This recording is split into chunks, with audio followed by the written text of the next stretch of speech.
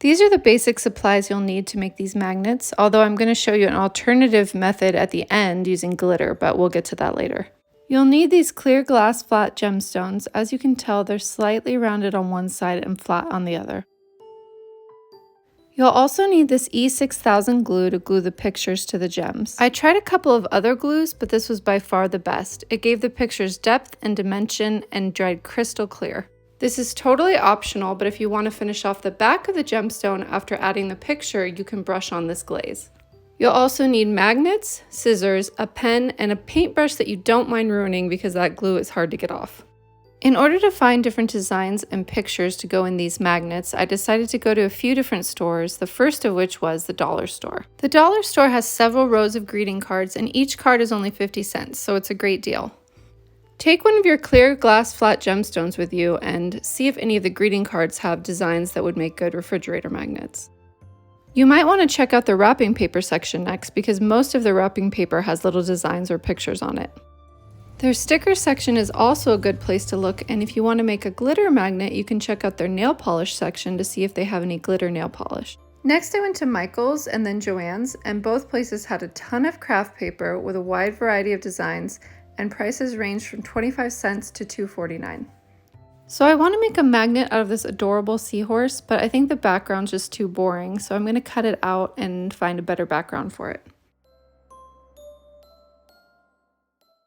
I thought some parts of this greeting card look kind of ocean-esque, so I'm going to use it as the background for my seahorse magnet.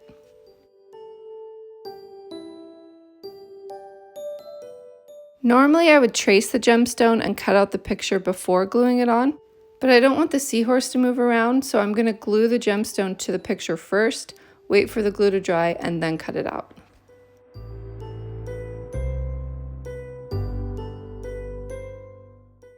Press down on the gemstone, especially on any areas where you see bubbles. It's much easier to get the bubbles out if you cut out the picture first, but because we couldn't do that with this one, just check back while it's drying and press down on it again if you see any bubbles creep back in.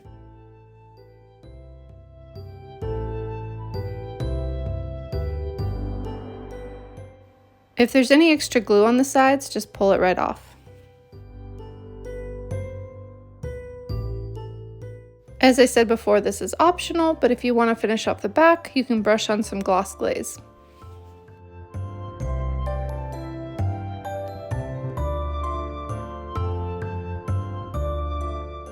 Once that dries, glue on a magnet.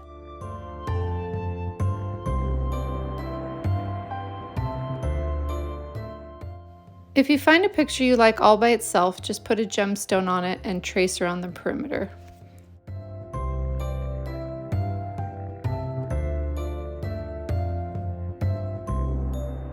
Then cut it out.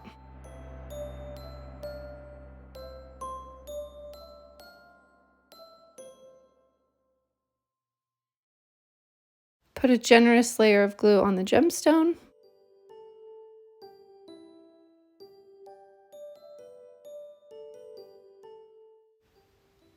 Then attach it to the picture.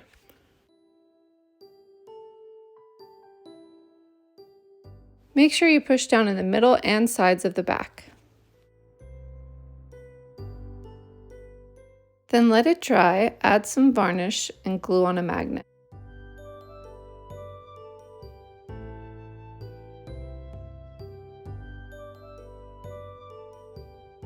If you want to make a glitter magnet, you can use glitter nail polish, loose glitter, glitter glue, or glitter craft paper. First, I'm going to use some shimmery nail polish, then a layer of glitter nail polish, and some loose glitter.